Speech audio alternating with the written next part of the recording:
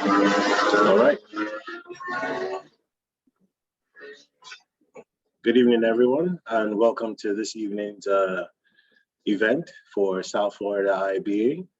We are hosting Jennifer Bedell, who is an awesome resource person, and she'll be taking us over the topic, slow down, you move too fast, and be productive while feeling groovy. We just listened to Simon and Garfunkel, Feeling Groovy, which was a perfect introduction to tonight's event. Just a couple of housekeeping rules and an introduction of Jennifer. We're kicking off, and my name is Nosa Bogun. I'm the VP of Communications and Marketing for the South Florida chapter. Jennifer Bedell, a Senior BA for Marina Innovations, is our facilitator for tonight. And then we're going to have a Q&A session after the presentation. And right after that, some closing remarks about the chapter, about IIBA, and our upcoming events. If we have any questions, please feel free to type them into the chat box. That way we can queue them for Jennifer to take them on right after she's done with the presentation. And if you want to wait till the presentation is done for us to hear your voice, then feel free to wait till then. And we'll take the questions during the Q&A session. And just a quick overview of Jennifer. Amazing, background. Jennifer, she has some work experience, which she, does in terms of change management, business analysis. And she also has some great achievements in her personal life. She does well balancing her BA manager role, both with her company as well as with her customers. And as you can see on a quick profile here, Jennifer is definitely an SME in very many subject areas that touch on the discipline of business analysis. So we're definitely privileged to hear from her tonight, and we hope that we will take home some gems of wisdom, and that would apply to some of our jobs and our roles as we continue in our discipline. So Jennifer, the floor is yours. Thank you for your time tonight. Awesome, thank you. And if anybody would like to turn on their camera so I don't feel all alone, that would be really cool too. I mean, don't feel that you have to, but it would be nice if I could see your faces as well. Hi, everyone.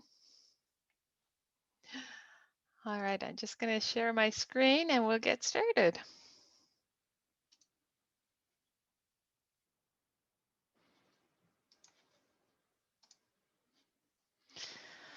All right, so unlike that song you guys just heard, I'm going to start today's presentation a little different than I normally do because I had a very stressful afternoon. Did anybody else have a stressful afternoon today? Yes? Tivas? Anybody else? Like, you raise your hands and your reactions. Randy? I'm not alone. This is good. It's good to know we're not alone. Olivia, did you have a stressful day too? Absolutely. So what hit me just about 5 minutes before I came on here, actually as I slowed down for a minute to get myself ready, and I was doing a few little yoga moves, and I realized I read something a few days ago that said something about a strawberry moon. And so the moon that's coming this month apparently is one that will sort of bring out stronger emotions. So I'm starting to think maybe there's some truth to this stuff. I see Ramiro saying his working day is not finished yet. So I think we're pretty much unanimous then. We've all had a pretty stressful day. So quite timely that we've got this to look at tonight and talk a little bit about how we can manage those kinds of days. But I did want to start by saying, hey, I'm not immune to this. I have stressful days as well, and I have to remind myself of these very techniques and things that we're going to talk about to make sure that I don't get myself into that state of burnout again. So we've all heard the story about the tortoise and the hare, right? It's the slow and steady that wins the race. They say it's good to be moving, but don't move at too fast a pace. Move at a steady and even pace. What happens, and this is where I want you guys to start chiming in, and you can just type in the chat, or just say it out if you'd like. We're not a big group. But what are some of the things that happen to us if we extend ourselves a little too far, if we don't get enough sleep, if we do too much, if we go too fast? What are some of the things that are going to happen to us? Burnout, stress, we get sick, mistakes, aging faster for sure. Yeah. So, I mean, you guys are hitting a lot of those same keywords. These are just some of the things that can happen to us when we do too much, we go too fast. I mean, burnout is the big one. I went through this a couple of years ago myself, where I was working probably, I was working about 12 to 15 hours a day, sometimes going straight through the weekend, depending on whether we had a release. Excuse me. And I did get myself to that point where I didn't understand why I couldn't make a decision, why I couldn't remember simple things.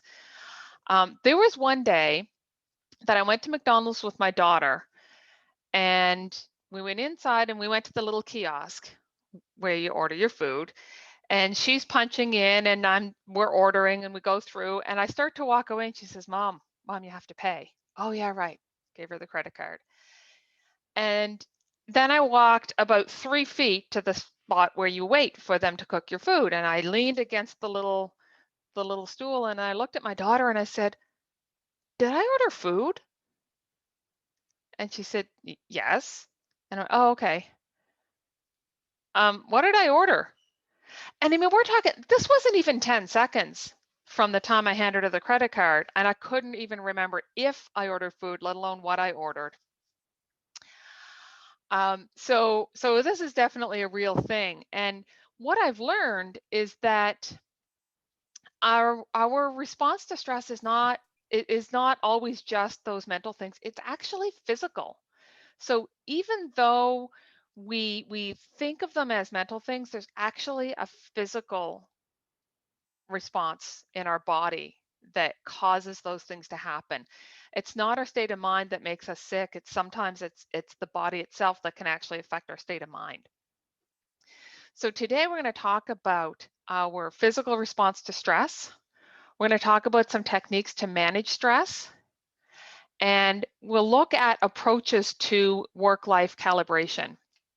And I've specifically said calibration rather than balance, because there is a difference between, there's no such thing as balance. Balance implies that everything's equal, and it rarely is. And what works for me in a work-life calibration may not work for somebody else.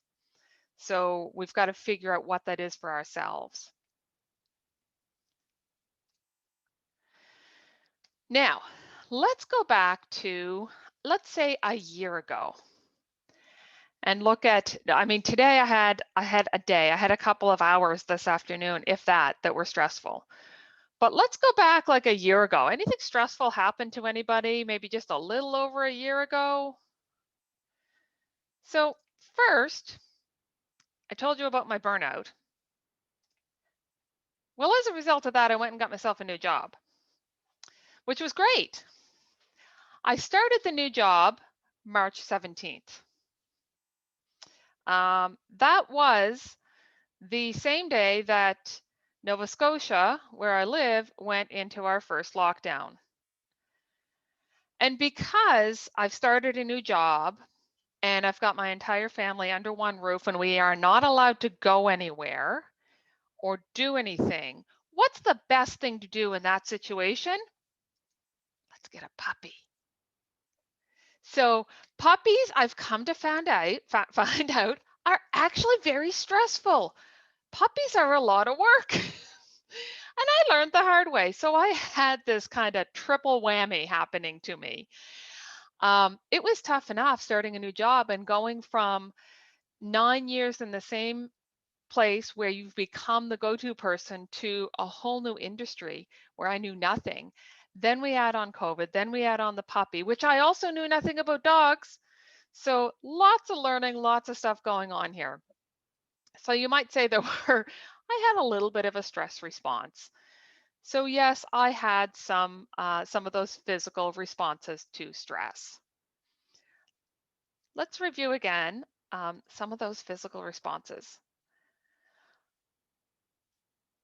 Sorry, I'm just looking at Randy saying she went through a merger acquisition. Yeah, that's pretty crazy. And Ramirez says if you move too slow, you'll be kicked out. So we got to be a little careful. This is true. So let's look at some other of those physical responses to stress. We can get headaches. And I think you guys may have thought about these, but just even type in the chat maybe some of the other physical responses that we may encounter.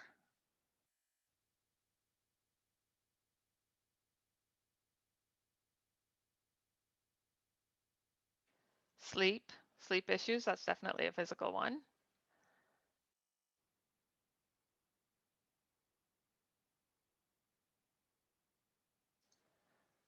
So what happens if we don't sleep enough? We get those body aches, right? We get the stiff joints, muscle tension, neck pain, high blood pressure, colon issues, absolutely, back pain, any number of things. I mean, it just goes on, right? So these are those physical things that we can feel and we know, oh my goodness, my shoulder, I feel like I'm wearing my shoulders as earrings. I'm very stressed. Blurred vision and eye strain, absolutely. So we recognize those physical things and we think that we've got these mental and emotional effects as well. What we don't always realize is that we can alleviate some of those emotional things by physical actions. So it's not always about talking to somebody. I mean, I'm not suggesting that we don't ever go talk to somebody, but it's not always the only answer. There are things we can even do right in the moment.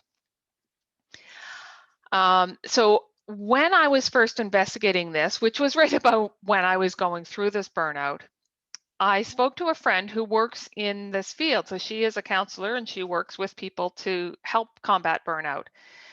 She introduced me to this polyvagal theory, and it was just kind of mind-blowing to me. What we see here are 3 states of being that we tend to go through. Has anybody heard of this polyvagal theory before I get too into it?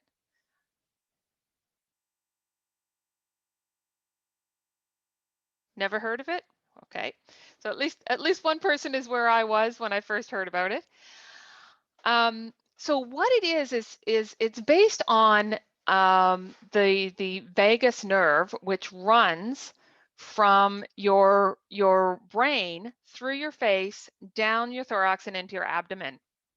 And so you know sometimes when you feel that, you just kind of feel that pit of your stomach, that's kind of part of that. That's the vagus nerve that's kind of been disrupted. So this was originally proposed by Stephen Porges in 1994, and it is this link to that physiological state to those emotional responses. When you look at the chart itself, you can see the green area, social engagement. That's where we're at our best. That's where digestion is working well. We can think properly. We have joy. We're living in the present moment. And that's kind of where we optimally want to be. The reality is we tend to fluctuate between that social engagement and the fight or flight. And that's kind of normal. Like that's part of being human. It's part of being living life, right? There's going to be stressful times. And it's important to have some stressful times because that's what keeps us motivated and keeps us working toward our deadlines, right? It's what kept me motivated to prepare for tonight, right? If I wasn't stressed at all, you guys might have gotten a bunch of gobbledygook and, and who knows what would have come out of my mouth. But what happens is sometimes we get stuck in that fight or flight for an extended period of time. And if we get stuck in there for too long, we can end up in that freeze state. And you can see in there some of the emotions and some of the feelings that go along with that. That depression, helplessness, hopelessness, trapped, numbness. That's kind of what burnout feels like. You don't want to get out of bed. You feel like you're not helping anybody anywhere, and you can't, and you don't even have the ability to. It affects your confidence, all of this stuff. And it's not something that we can just rationally say, okay, stop feeling that way.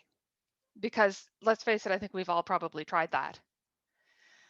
But there are some physical things we can do to help get us back, at least down to fight or flight, and eventually down to that social engagement. So there are things to do. It's not all lost. So the point of that is to say that yes, stress does in fact affect our brain function.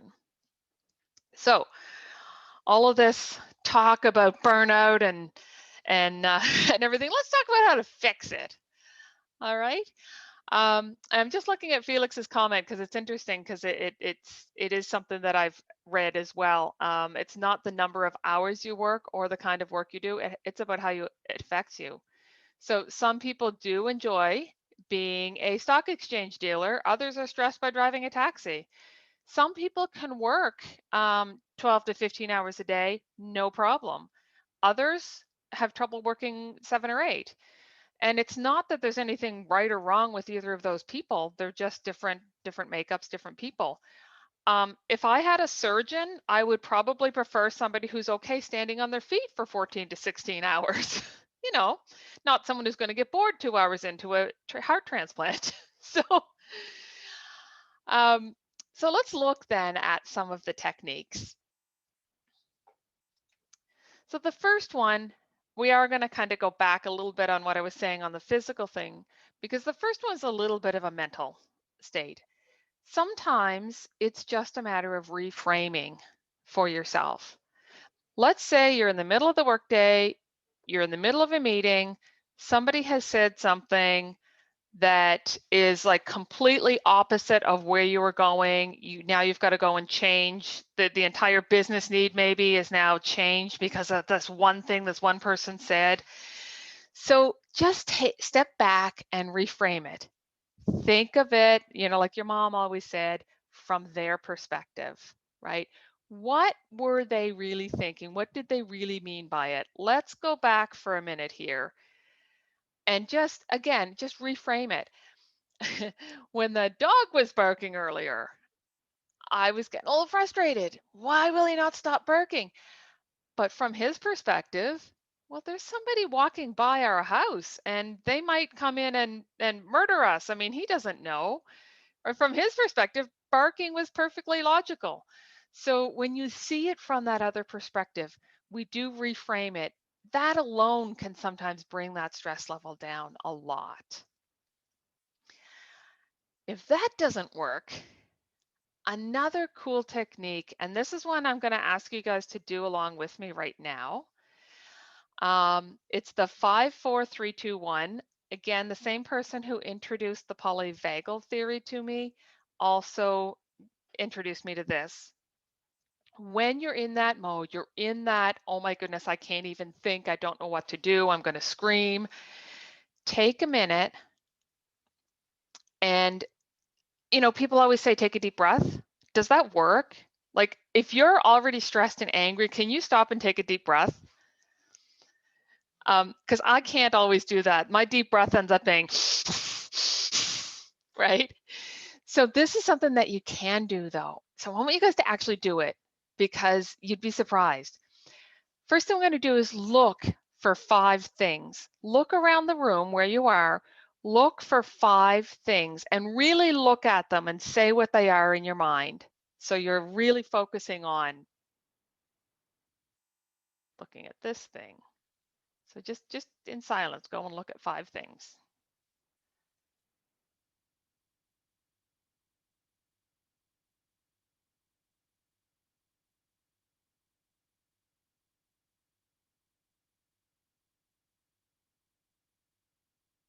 Okay, now I want you to listen. Listen for 4 noises, it might be the hum of the laptop. It might be, it's not going to be my voice because I'll stop talking, but just listen for 4 things.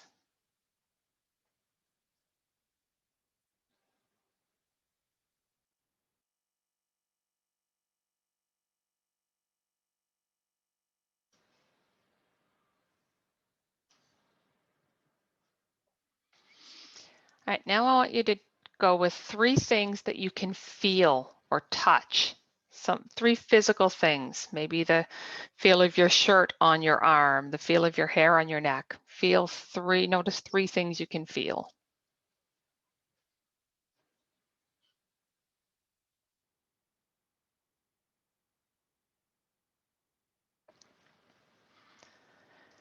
Now I want you to smell. And close your eyes if you need to, because this one's a tough one, but smell 2 things.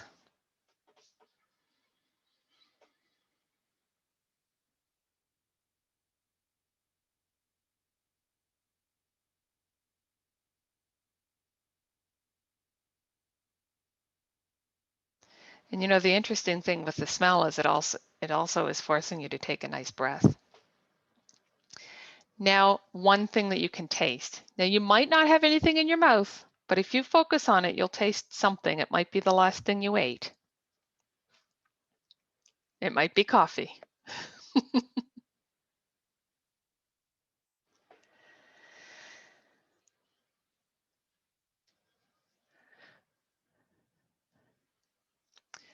So does anybody feel different now than they did when we first started that exercise? Are you guys feeling a little more relaxed? So what that does, Olivia says calmer. Nice. What that does is it takes us, I get drowsy, that's great. I'll try to pick it up again. We'll wake you back up again. So what happens is we get stuck up here in our head and our thoughts get jumbled and we get into that rumination where you're just constantly over and over and over. You know, when you're laying in bed at night or maybe at 2 in the morning when you wake up and remember something you forgot to do and your brain just starts going. By focusing on on using your 5 senses, focusing on these other things, it shifts that focus in your body from your brain down into the physical body, and it relaxes that polyvagal nervous system.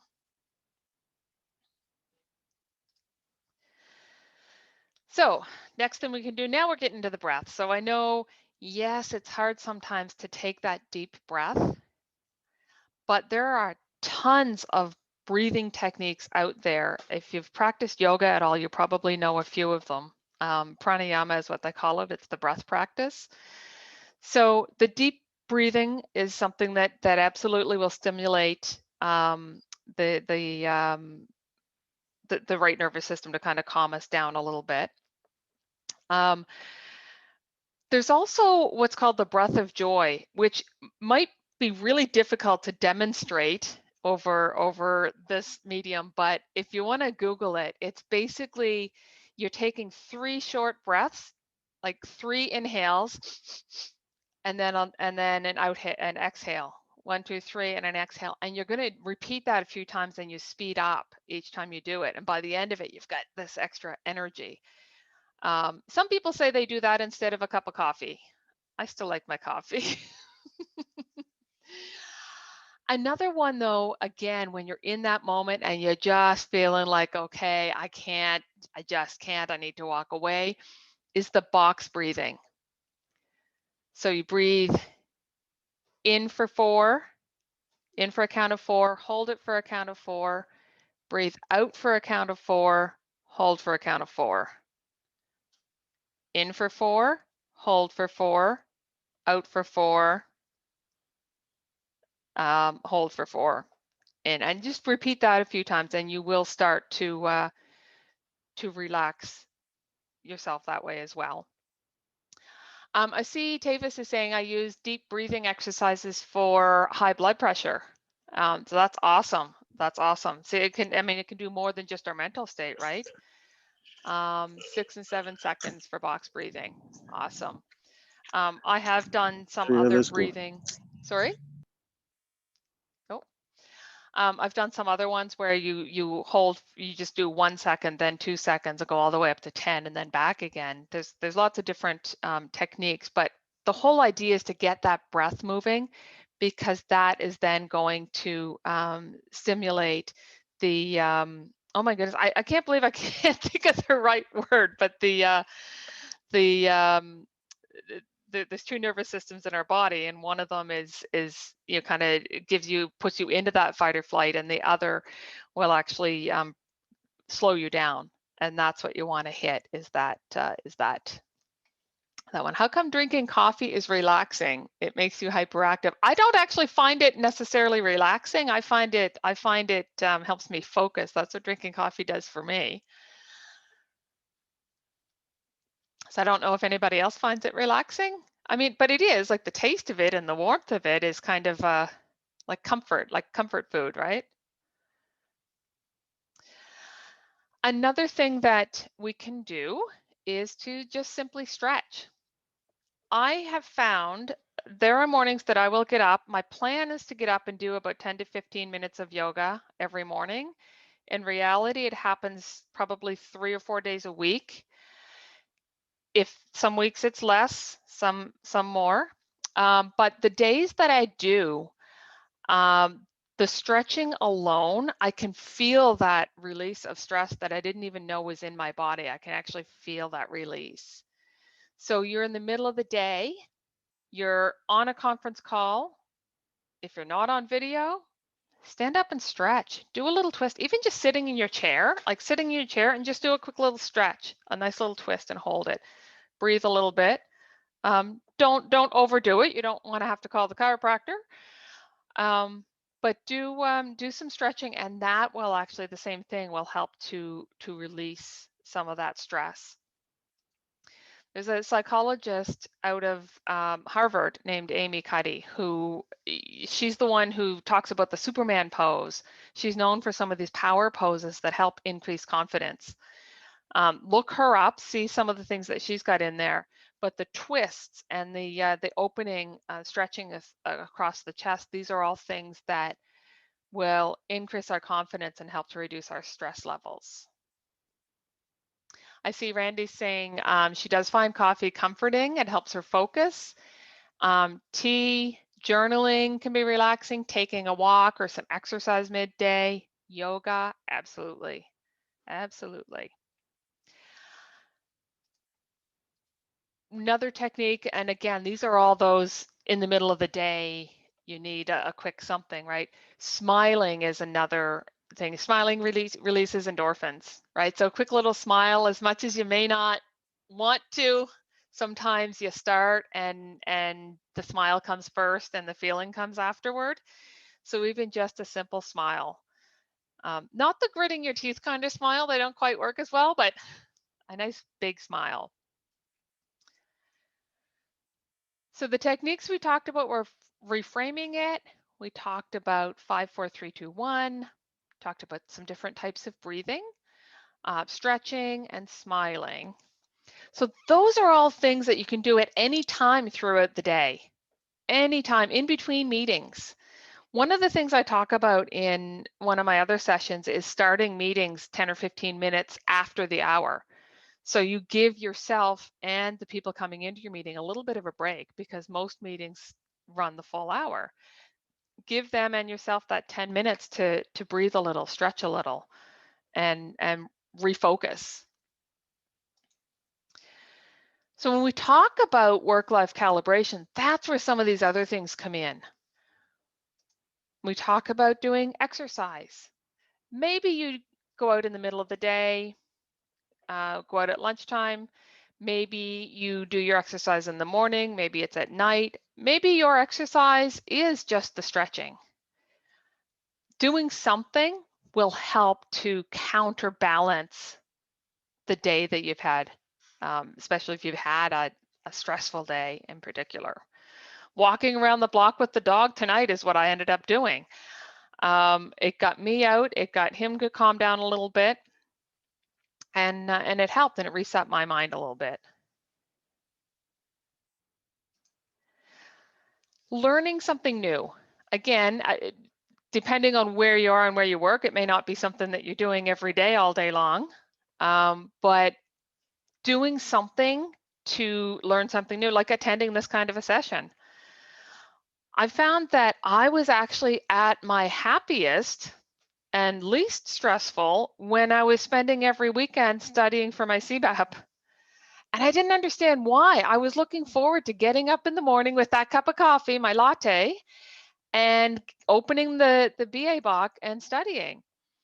And I think part of it was that I had control over it, that I was, if not learning something new, at least reinforcing some things I already knew. There was a lot of learning as well. But there was that. And then I had the ability to stop whenever I felt I needed a break. I wasn't on somebody else's schedule. But learning does actually release dopamine. So learning something, and I've got a little note here that according to Oprah.com, novel experiences cause a rush of dopamine, which not only makes learning seem exciting, but it makes you want to repeat it. So it does make you want to kind of keep going and learn more and do more things that are going to release that dopamine. There goes the dog again.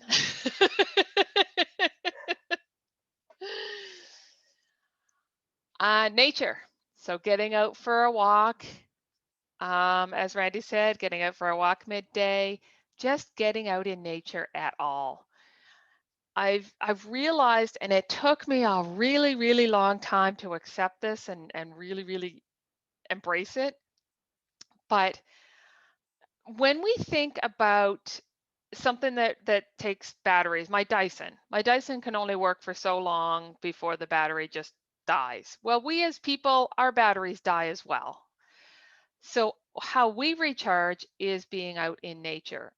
Our bodies, human beings, were designed to get energy from nature. So walking out in the grass in your bare feet, doing things outside in nature. This picture is the waterfall because I love the sound of water running. That calms me down. It helps to recharge me. So find what it is with you about nature. What part of nature is your favorite? Maybe you like the winter and the snow. Maybe you like the heat. Maybe it's a swim in the ocean. What is it that helps you to recharge? Tivis is saying same here for the CBAP prep, listened to classical, felt like I was in college again. Yeah, it's really interesting, that whole concept of learning being able to recharge you. Meditation. Again, this is one of those things that it's easy to say, but man, 2 minutes is a long time when you're first starting to try to meditate. I love this quote though from the Dalai Lama. I meditate for an hour a day unless I'm busy, then I meditate longer. What that does is it helps to, again, reset your brain. We've got these thoughts constantly going in our heads. Meditation might be as simple as going outside and looking at the clouds. It might be going for a walk and listening to music. Meditation can be whatever you want it to be. It doesn't have to be sitting in the lotus position saying Om. It can be whatever works for you to give you that peace, to calm you and settle you down. So anything that's going to kind of ground you and bring you back. And of course, having fun. Who has fun at work? Anybody? Raise your hand if you have fun at work. Ever? Some of our meetings are actually fun. We have some wise guys. I'm one of them. So we try to make some of our meetings at least fun. Word play. Mortgage lending software is not otherwise fun. So we try, but it's depending on the right meeting, we've been known to have fun in our meetings. There you go. I've been working on mortgage lending software as well, and it's been fun. But the fun comes in when you say, you know, this calculation is not working the way we expected. Well, didn't we tell them that?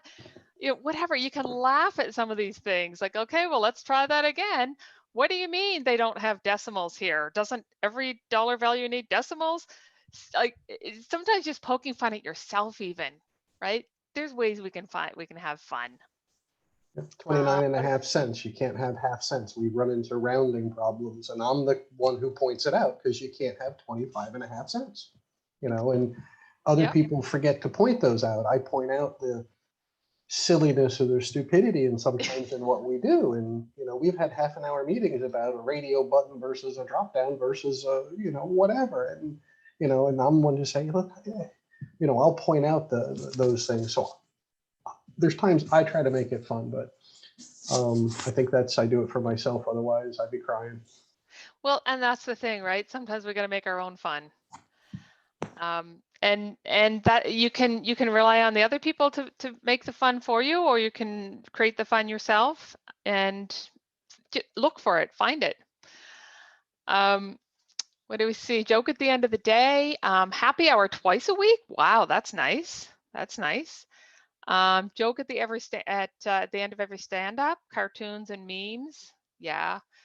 We find we'll do that. We'll be in a meeting and somebody will just randomly share their screen. It'll be something funny, usually something with a dog or a puppy, because where I work, everybody seems to have one. That might be why I ended up getting one, because they made it look easy. And I'm not complaining. He is wonderful. I do love him. He has his days like the rest of us, but he's absolutely wonderful. He's pretty cute. So the key is not to prioritize your schedule, but to schedule your priorities.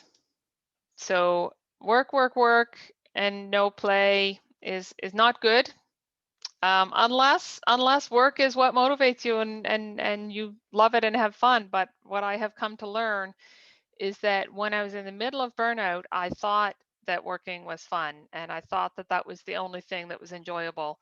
And now that I have a puppy and evenings free and weekends off, I've come to learn that there's a lot of other things in life that we can enjoy, and it makes me enjoy work that much more.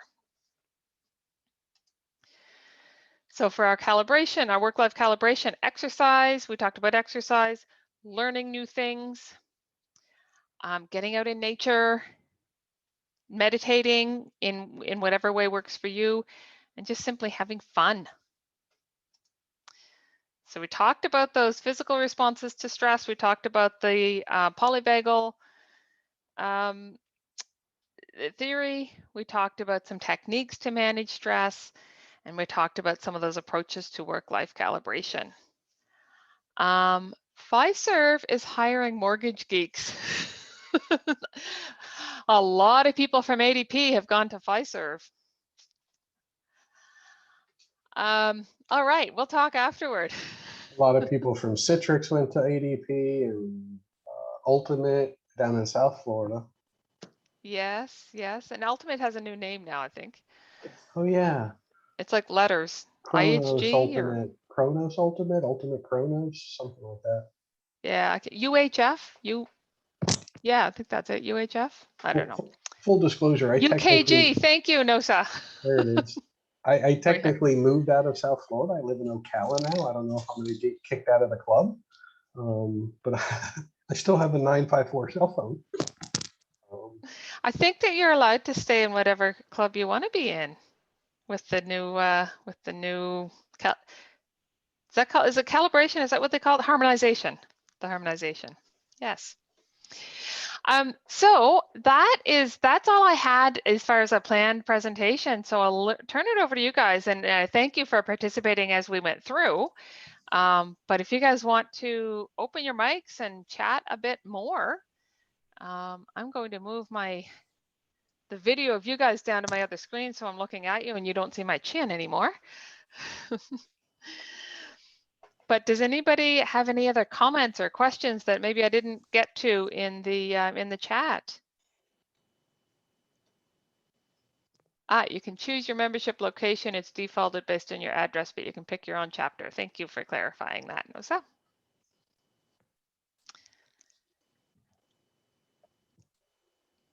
Disconnect is a good technique. That is a fantastic technique. I find like closing the lid of my laptop almost like sets off a little response too. It's like a like when I'm finished, when we're finished tonight. I mean, this is fun. This is part of my fun, believe it or not. But when I finish, because I'm sitting at my work desk, so when I finish and close my laptop, that signifies the beginning of my vacation. So, you know, it's just those simple little things that trigger responses. After I started my new job, actually, and I was telling someone the other day, it was the weirdest thing, but I had to change the color of meetings, of work meetings on my phone.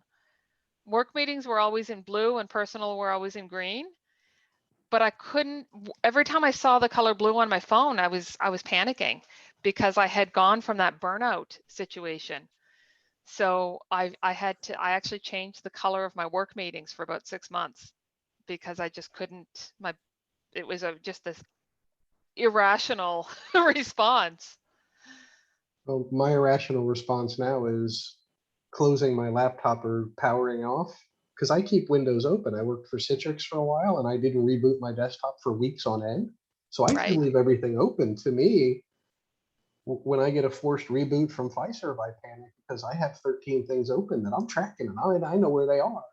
And now I got to open them all again. So it's funny how we get into those things where before I worked at Citrix, I did a home and office thing. So I was rebooting and powering down all the time. Went to Citrix, was there for a bit, learned to have my desktop open for weeks at a time.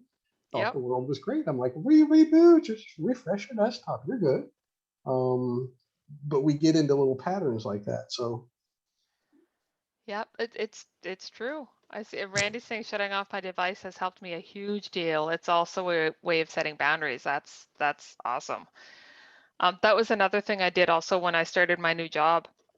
When I was at the other job, what I did is I turned off the little flag on my phone that tells me how many emails are unread, but I was still going in and looking at them. Now, even though I have access to them on my phone if I ever need to, I don't even look at my emails outside of work hours. Now, I'm in a job that it's okay because the company that I'm in, they simply don't send emails outside of work hours. well, then forget what I put in the chat. Oh, what what did you put in the chat? No, about Fiserv. Oh, oh yeah, no, it like I said, it depends on the company you're with. I'm with a local company now. We're dealing, it's one time zone. I So was going it's to say we have offshore, so you have to handle their questions because you don't want them sitting for 4 hours waiting for a question. So I'm up early, but I also, I'll cut out at 4:30 Eastern time, where I am, or a little bit earlier. But I mark my status so they know. But they also know I'm going to be on at 8 or 9 before I, check email in that window to make sure stuff's rolling for the morning. The whole global thing, it's hard to keep up with everybody. It is.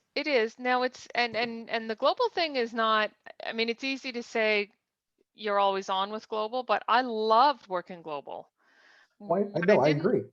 What I didn't love was the the we need this right now, and then finding out that it really wasn't necessary, and just little things like that where you would get a phone call at 8 o'clock at night saying we need this right now, and that was actually from your local time zone. But working globally was fantastic. I loved it, but unfortunately circumstances meant that I had to change, and so now here I am in one time zone, at least for now.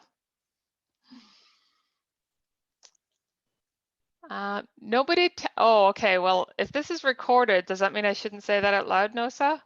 Sometimes I take a power nap when I notice I'm doing too much context switching and productivity is low. I love that. I think since working from home, I think we've all probably done that. Yeah. Yep. Estimating and scheduling priorities is something I'm working on. Helps me to not overestimate what I'm going to do, and I don't get depressed at the end of the day with tasks I didn't get done. Yeah, I've got a little Kanban board, which for myself that really reduced a lot of my stress. I've got, color coded. These are the high level things I'm working on for work. These are the speaking engagements I've got coming up, and that reminds me, I guess I can move this one over to here now. There we go. DIY Kanban board. Yep. It's basically a whiteboard with a bunch of sticky notes. And I have found over the years, I've tried the electronic boards, and they work great sometimes for even a couple of years, and then I just feel like I need a switch. Do you guys find that? You gotta like switch things up? I do. I use OneNote a lot, and I'll find all of a sudden I'll want to switch my note-taking paradigm, and then I'll find myself researching like Princeton's note-taking strategy, and but I end up going back to the way I used to do it. I take these little diversions where I think someone's got a better way to take notes and stitch it all together, because there's sometimes I leave too much stuff for myself to go weed through later and the good ideas and organize them better. But I do stuff like that. Yeah. It's like I'll try to switch at Citrix. Everyone used Evernote. I tried making the switch. I came back to one. I'm just too used to it. I know where the features are, and I think Evernote was better for some things. I just didn't use those things, where it was Right. clearly better. But I also like tools, and XML Spy is like my favorite thing right now. XML Spy? It's an Altova product. If you work in XML a lot, which I do, it's the powerful XML editor. Interesting. Cool. Yeah, I think that may be a trait that all of us have, is that whole dabbling in, let's try it this way, let's try it that way.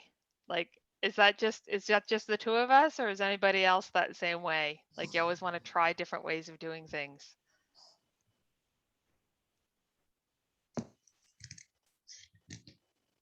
Yeah. Absolutely, I agree. I like to change it up. Sometimes just a change of pace helps to sort of bring about some new ideas, get you started again. So I totally agree, changing the tools up from time to time. Yeah, absolutely. And I like what you say about changing the pace too, because maybe you're working in a slow-paced environment, and then you've got a deadline, and all of a sudden you get that little adrenaline rush. Mm-hmm. And likewise, if it's a fast-paced environment, it's nice to have a day of where you can just kind of have meeting free and work on your own organization, or take a day off. Absolutely. They have that? You're not to do that? Days off? Yeah. Like I said, I got the next 3 days off. Well, we just that was moved into the safe practice, and every other Friday we have demos and we have all these ceremonies, and it's hard to schedule time now. right. I did it. I had to put it on my calendar to actually schedule time through the last half of the year. Your PI planning. Pretty much. Yep. Actually, that's my latest, is I have to write my exam by the end of this month, but I'm working on the SAFE product owner, product manager certification. So don't tell my husband, but I plan on taking my laptop to the trailer with me. Coming down to Florida? You coming down to Florida? Not right now. No, we're going camping for the weekend. we're going tomorrow for 2 nights to in our new trailer, which is another new thing that came about last summer. So when you talk about learning new things and the stress of not knowing, like getting a puppy and getting a trailer and knowing absolutely nothing about either of these things beforehand, you really realize how well we do as business analysts in learning new stuff. Who backs up the trailer? I do. There's no stress in that, right? It's a challenge. I like it. As a high school student, I backed up the family boat into the fence at our house. That was my job. My dad pulled the trail. We had a boat, a ski boat. I backed the boat on the trailer into the narrow fence opening. My dad Oh. pulled it everywhere into the boat ramp, pulled it out of the boat ramp. My job was to back it into the into the fence opening. Yep. Yeah. Well, Driving in that's reverse is a skill. yeah, it's to me it's logic, right? And because it's logic, it's a challenge, and I'm just training my brain now on it. We're getting there. Well, it's the backward aspect of sometimes you have to go the other way. Exactly. Exactly. I want to say something. I found that expectations are the things that provoke some stress.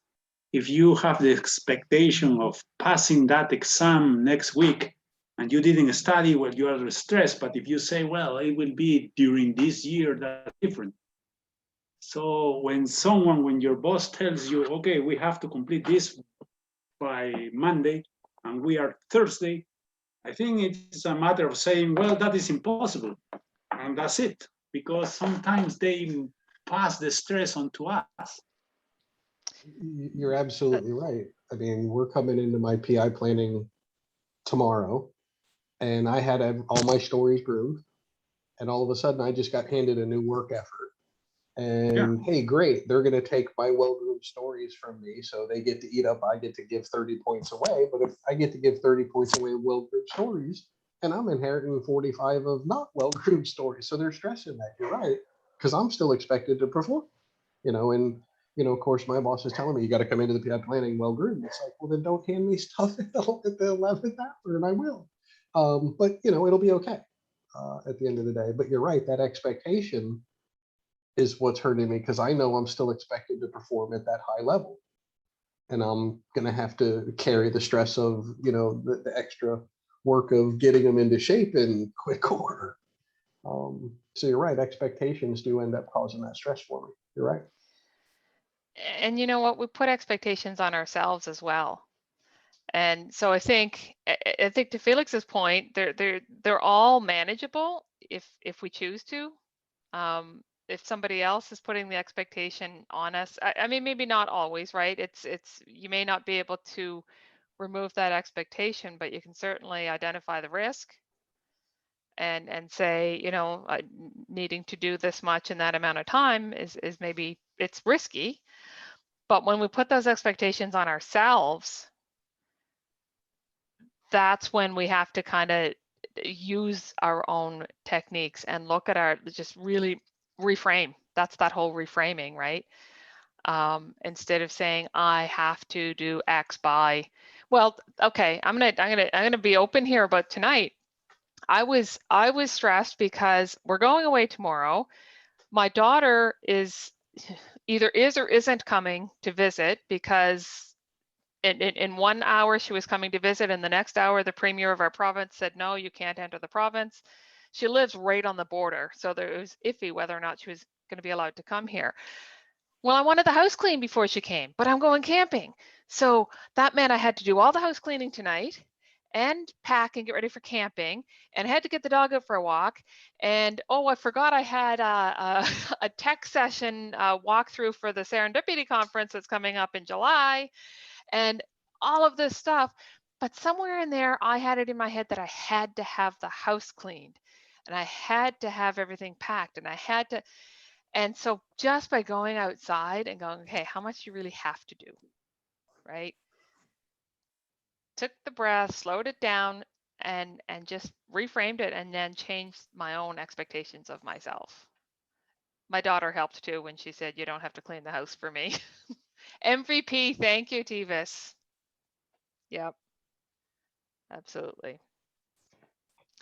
So I think, I mean, we've got into a little bit of chit chat at the end. We had some extra time, but I think we were scheduled till 8 o'clock your time. So I will turn it back to Nosa if you want to. Thank you, Jennifer. Thank you very much, everyone. It's been a wonderful evening. Thanks to every one of us here for the conversation. Thank you to Jennifer for a very much needed presentation and that guidance, because sometimes we need the reminder. You kind of know at the back of your head everything you need to do, right? You know you need to take a break, but we don't.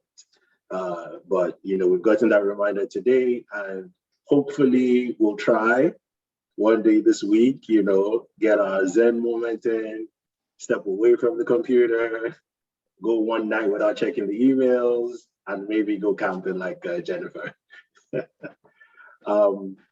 Just a quick call out to some of our IIBA certifications that are available for us to take and continue to increase our competencies. We have the ECBA, the CCBA, and the CMAP. Of course, if we're into specializations, IIBA does have the CCA for cyber analysis, a certification for Agile, one for data analytics, and the new product ownership exam, which is currently available, and I believe there's a promo. If you take it before the end of June, I'm not quite sure how many Einsteins we have, but if you take it before the end of June, you do get you get a rebate back on everything actually. But if not, it's still over there. I'm interested in taking that one pretty soon. And then just a quick reminder: if you live in the South Florida area and you want to make sure that you're attending our events, getting our emails, you can always go to the website. The IIBA website, we talked about harmonization. So make sure you're a member of IIBA Global. And if your address isn't in South Florida, you can pick South Florida as your preferred chapter in your profile. Or you could pick the closest chapter to you in your profile. If there's any questions about volunteering, we do have available positions on the board as well as in committees. We need more of committee volunteers. We need someone to do the newsletter. We need someone to do marketing. We need a webmaster. We have a bunch of committee positions that we would welcome anybody who is willing to dedicate some time to the growth of the chapter in South Florida. It could be something you do as a hobby and you want to just put it to some use. So we welcome that also. Again, just to recap some of our events, today we had Jennifer. Upcoming next month, we have Paula Bell on listening to understand and not to respond. And then we have events lined up for the rest of the year. We have Michael Roberts coming back. We had him earlier in the year. And then we have Anna, Rachel, and then Michael Roberts again in November. So if you haven't registered, we have the events on our website. We also will be sending out emails with the registration if you want to wait till that comes in. And they're also on the IIBA Global Events page, which is the chapter events page. Again, like I said, just go on our website. All the events are on there. You can register. And then please follow us on our social media. We have a Twitter account, and we also have the company page on LinkedIn. We're constantly posting marketing materials on there and some helpful information that comes down from IIBA, which you may miss out on in your feed, but we'll definitely push it through there. And then some helpful tips here and there that we throw to business analysts and try to facilitate some conversations and networking on the platform. Thank you very much, everyone, for tonight, and I appreciate your time. And I hope that we all have a wonderful rest of the evening, wherever we are, the different time zones, 1 hour ahead, 1 hour behind. And I will look forward to seeing every one of us in our next event. Thank you very much, Jennifer. Thank you, everyone. All right, have a good night. Thanks, everyone. Bye. Take care. Thank you. Great job, Jen. And thanks for having your camera on. Appreciate it.